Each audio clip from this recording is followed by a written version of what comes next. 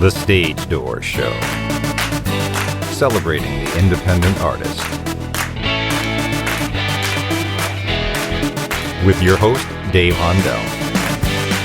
Hi, everybody. Welcome to the Stage Door Show tonight. This is Dave Hondel. Just getting over being under the weather, so apologize for my change in my voice here. But nonetheless, we have a great show tonight. I'm so excited to have the guest that we have, just a true icon and legend in the music business. Mr. Don McLean is with us. So, Don, thank you so much for taking the time to join us tonight. My pleasure. You know, Don, I'd like to start out with this. Over the years, all the number one hits and all the great songs that you've created, one thing I've always admired about you is that you don't compromise with your art and what you create, regardless of what a record company might want to change or a producer might want to change the sound of or change the words of. You just never compromise that. So talk about the importance of not compromising your art.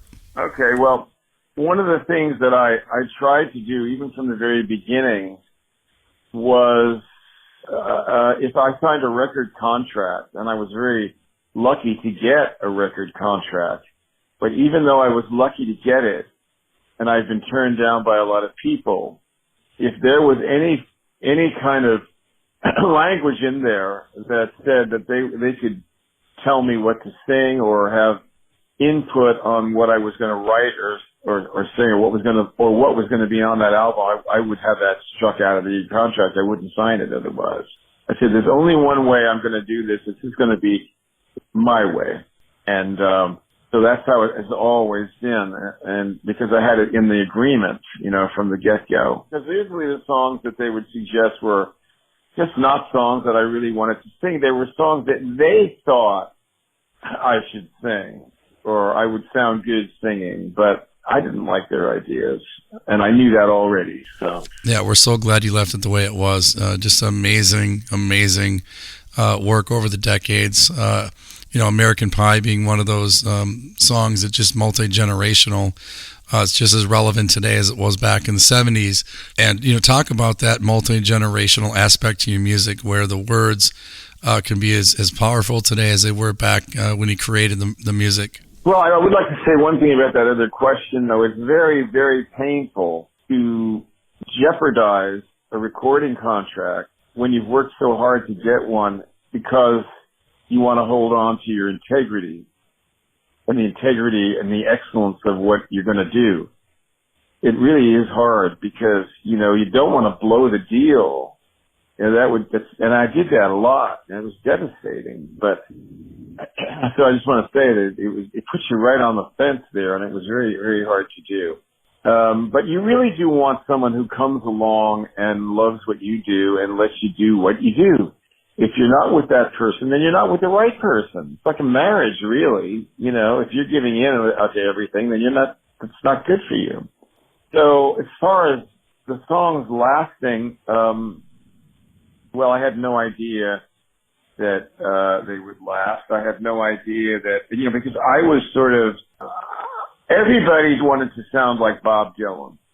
Everybody put it on a phony twang. Everybody, put a little grit in their voice. Everybody sang, it was all blues, based, most everything in one way or another, except for the Beatles that were, real singers. And Paul McCartney wasn't afraid to sing, Till There Was You or Yesterday or whatever.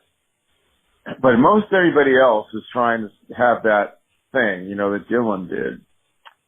And I was completely opposite of that. I wanted to sing like Marty Robbins or Roy Orbison or Elvis Presley or Sinatra or whatever. I wanted clarity. I wanted tone. I wanted vibrato, all the things, because one of the things that modern people do, and Dylan is the greatest, and he did this all very successfully, but a lot of people who try to copy him are very unsuccessful at doing that. But one of the things that modern artists will try to do is take the old stuff and throw everything out the window, and I'm going to come in with something that's like, you're velvet. I'm going to be broken glass. Okay. And that kind of works in a way because of the shock value. But eventually, you work your way back to the principles of music. And, this, I think, is why that, it's lasted, because the songs, have those principles, and they have beautiful melodies. It was as beautiful as I could write them, and I sing as well as I could, and the lyrics are, thought out and crafted as best I could, and so it's not broken glass, it's still velvet, and people go back to that, I think. I completely agree. Don, American Pie has been named one of the top 5 songs of all time, and it's been covered several times over the years by different artists. And I wanted to ask you if you have a favorite cover of that song. I like this home free version that we just did. The video was number 1 on the country charts for 8 weeks. It's Home Free is an a cappella group out of Nashville, and they did the entire 8.5-minute song, and I was in the video. And that's, I think, the best version of the song I've ever heard. Wow, that's awesome. Yeah, they're definitely a great vocal group. I can't wait to check that one out. I heard also, Don, that you created American Pie by singing into a tape recorder. Is that correct? Yes, that's how I used to do it. And you're going to see in this movie that's going to come out in June, or rather in July, the day the music died, the story of Don McLean's American Pie. You'll see me. There'll be pictures of me in this little rocking chair that I had. It was a school chair that I put rockers on. And I had a little typewriter. I looked like Linus, in the Charlie Brown with my bare feet, and all my hair ticking away on this cheap little typewriter. I would sit there and rock, and I would, rock and roll, that's what I would do.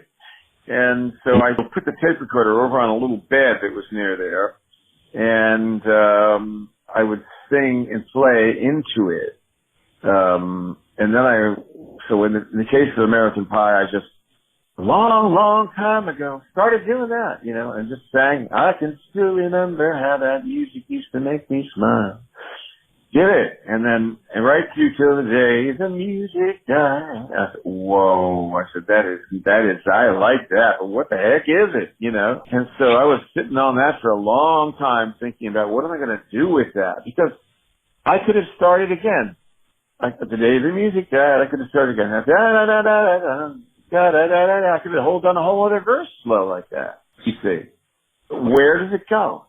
So I could have gone any number of different ways with this, and so I was, it was wide open. So I just pulled back and I said, I'm not doing another thing with this until I know it's right, because I don't want to do it just to do it, because it'll ruin it. And it happened. I came up with this crazy chorus, and once I had that, then I started thinking about, I knew it was going to be a long story. And a few months later, I realized that what I was going to do is take the slow part in the front and speed it up and make it into a rock and roll song. So I basically took the long, long time ago part and rocked it for 4 verses, and then came back to a version of the slow part at the end. The mind of McLean. You never know what's going on. Yeah, well, perfectly done, Don. Perfectly done. I follow you on TikTok, and I just love your content that you put out. But I wanted to get your thoughts on social media and how it's evolved the music business itself and the industry. Do you feel that social media is a good thing for music, or do you think that there's some drawbacks to social media as well? That's a big question, boy, because if social media is the reason for an Ed Sheeran, it's the reason for so many actors who are successful. It is the bulwark of their careers, their connection with, their audience as they then do the things that the audience likes for them to do. It's almost like, I mean, why do you need a record company anymore? Why do you need anything? You know, it's almost like they've really, in a sense, it's the most democratic thing that's ever happened. But in another sense, there's a lot of garbage out there, you know, and in my case, I think that I've done so many television appearances and interviews, and there have been documentary movies and concert footage, and you know, that it's a dream for me, because people can go back and see me from the time I was in my 20s right up till today, singing all sorts of different songs, and being interviewed by all kinds of people. And more going to happen all the time. More and more and more is happening all the time. So that's, if you like an artist, you can, one of the wonderful things I loved about this was that when it first started, I went back and watched Brownie McGhee play the guitar again. I used to live with him in the 60s when we played together at the Music Inn in Lenox, Massachusetts. And I hadn't heard him play and watched his fingers in 50 years. Wow. And I found all kinds of videos on Brownie playing. Oh, Josh White, the same. I hadn't seen him play in 50 or 60 years. Oh my God, I got to see him play, you know. And Carlos Montoya, wonderful flamenco guitarist that I love. So this was terrific. You know, I think in that sense it's great. But there's a whole new kind of entertainment now. I mean, it really owes more to Liberace than anybody ever. Liberace really is the king of entertainment. He really is. Everything that's happening, whether it's Madonna or Britney Spears or Dua Lipa, or whatever her name is, she's terrific. It's all Liberace. It really is. Definitely a true showman. Absolutely. You know, Don, we have a lot of listeners that are independent artists, and some of them just getting started in their career. So from your long storied career, what piece of advice would you give to these artists as they start out? Well, you got to get yourself a good lawyer who knows how to write contracts, who knows what the meaning of the contract are, a really good lawyer. And before you sign anything. And because everybody out there seems to be your friend, but they all are out there to screw you. Every one of them. You have one good lawyer that you can trust who's going to tell you, look, this you don't want to agree to, or that you don't want to agree to. You know, managers will come in and say, oh, I want power of attorney. Yeah. Most kids don't know what power of attorney is. But it means he can divorce you. He can sell your house. He can act in your stead. He's basically you. Okay? Right. You give the manager this enormous amount of power that you don't want to do. And so you've got to know that when you're in this business, you have a lot of people who are supposedly on your side who are not. They're on their side and they're using you. And you have to protect yourself. I do it today. I mean, I'm doing contracts all the time. And people say, oh, I want to be this, I want that. That's okay. I'll let my guys do it. We'll let you know what we think, you know? Yeah, no, that's great advice, and I appreciate that. You know, Don, we have time for one more question, and I wanted to get into your tour that you're currently on, and I know that it's supporting the 50th anniversary of the American Pie song, and so where are you at with the tour right now?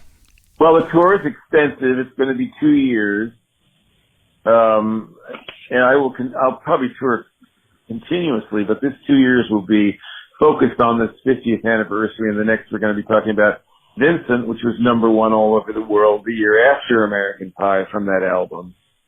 So it's all part of the tour, and we have, 40 or 50 dates in the United States, and then another, 40 or so dates in Europe and England and Ireland and elsewhere in the world this year. And then next year, Australia, the Pacific Rim, we'll probably go to Japan, Manila, Hong Kong, and more dates in the United States. So 2 years to cover all of this that we want to do, and a new album, and a documentary movie, a children's book, and Lord knows what else. Well, Don, it's been a real pleasure and an honor to have you on my show tonight. And you've written some of the greatest songs of our generation, and just an amazing talent throughout the decades. And really can't thank you enough for being on the show. So appreciate it, and thank you again so much. I appreciate it very much. I like talking to you. Thanks a lot.